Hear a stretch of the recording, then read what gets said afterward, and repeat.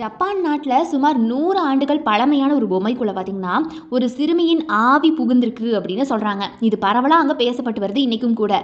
யார் அந்த சிறுமி? அந்த பொம்மைக்கும் அந்த சிறுமிக்கும் என்ன சம்மந்தம்? நிஜமாவே அந்த பொம்மைக்குள்ள சிறுமியுடைய ஆவி இருக்குதா?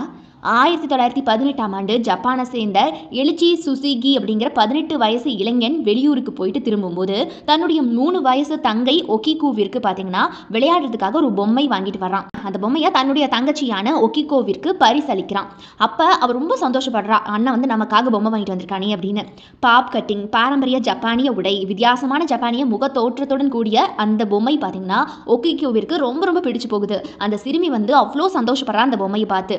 அன்னையிலேருந்து அவள் எங்கே போனாலுமே அந்த பொம்மையோடையே தான் போவாளாம். அந்த பொம்மையை தன்னோட எடுத்துக்கிட்டே தான் போவாளாம். ஒகிகோவிக்கு அந்த பொம்மை அப்படிங்கிறது பார்த்தீங்கன்னா அப்படியே பிரிக்க முடியாத அளவுக்கு ரொம்ப பிடிச்சு போகுது. அந்த பொம்மையை தன்னுடைய தோழி மாதிரியே பார்த்துக்க ஆரம்பிக்கிறா ஒகிகோ. இந்த நிலைமையில தான் பார்த்தீங்கன்னா ஒரு நாள் ஒகிகோவிற்கு உடல்நிலை பாதிக்கப்படுது.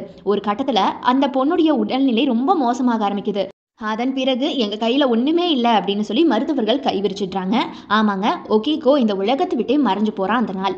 இந்த நிலையில தான் பார்த்தீங்கன்னா அந்த பொண்ணு இறந்ததுக்கப்புறமா அந்த பொண்ணுடைய பெற்றோர், அது போக அந்த பொம்மை வாங்கிட்டு வந்தான் இல்லையா அந்த பொண்ணுடைய அண்ணன், இவங்கெல்லாம் என்ன பண்ணுறாங்கன்னா ஒகிகோ பயன்படுத்தின அந்த பொம்மை இருக்குது இல்லையா, அதை அவளுடைய நினைவாக குடும்பத்தினர் பார்த்தீங்கன்னா ஒரு இடத்துல வச்சு அந்த பொம்மைக்கு ஒகிகோ அப்படின்னு பேரே வைக்கிறாங்க. அதாவது நம்மளோட பொண்ணு தான் இல்லாமல் போயிட்டா, ஆனால் நம்ம பொண்ணு எங்கே போனாலுமே அவள் கூட வச்சுக்கிட்டு இருந்தா அந்த பொம்மையை அவளோட ஞாபகார்த்தமாக நம்ம வச்சுக்கலாம் அப்படின்னு சொல்லிட்டு அந்த பொம்மைக்கு அவளோட பேரே வச்சிடுறாங்க. இப்படிப்பட்ட ஒரு சூழ்நிலையில தான் பார்த்தீங்கன்னா சரியா அந்த பொம்மையுடைய தலைமுடி வளர்றத அவங்க உணர ஆரம்பிக்கிறாங்க, பார்க்க ஆரம்பிக்கிறாங்க. இந்த பொம்மை வாங்கும்போது பாப் கட்டிங் தான் பண்ணியிருந்துச்சு.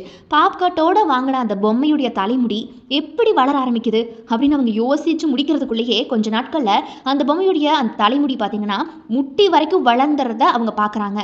இதுக்கப்புறமா என்ன பண்ணுறாங்கன்னா சுசுகி, அதாவது அந்த பொண்ணுடைய அண்ணன் சுசுகி மற்றும் அந்த குடும்பத்தினர் அந்த பொம்மைக்குள்ளே ஒகிகு தான் வந்து வாழ ஆரம்பிக்கிறா அப்படின்னு உணர ஆரம்பிக்கிறாங்க. அதாவது அந்த செத்துப்போன பொண்ணுடைய ஆவி தான் இதுக்குள்ளே பூந்துருச்சு அப்படின்னு அவங்க நம்ப ஆரம்பிக்கிறாங்க. இது வந்து அவங்க உணர்ந்திருக்கிறாங்க. அதன் பிறகு ஒரு கட்டத்தில் பார்த்தீங்கன்னா இந்த பொம்மையை இவங்க வீட்டில் வச்சு வழிபட்டுட்டு இருக்கிறதாகட்டும், இந்த பொம்மைக்கு எப்படி முடி வளர்றதாகட்டும், அந்த பொம்மைக்குள்ளே அந்த பொண்ணோட ஆவி இருக்குது அப்படின்னு இவங்க நம்புறதாகட்டும், இது எல்லாமே இந்த தகவல் மொத்தமாக வெளியே கொஞ்சம் கொஞ்சமாக கசிய ஆரம்பிக்குது. ஸோ அந்த பொம்மைக்கு எப்படி மனுஷனுடைய முடி வளர ஆரம்பிக்குது அப்படின்னு இது ஒரு மர்ம முடிச்சாவே இருந்திருக்குது. இன்னைக்கும் கூட பார்த்தீங்கன்னா இந்த மர்மத்தை யாராலையுமே தீர்க்க முடியல. இன்னைக்கும் அந்த பொம்மைக்கு முடி வளர்ந்துக்கிட்டே தான் இருக்குது. அது பார்த்தீங்கன்னா அப்பப்போ வெட்டப்பட்டுட்டே தான் வருது அப்படின்னு சொல்லப்படுது. ஆனால் இது எந்த அளவுக்கு உண்மை அப்படின்னு தான் தெரியல.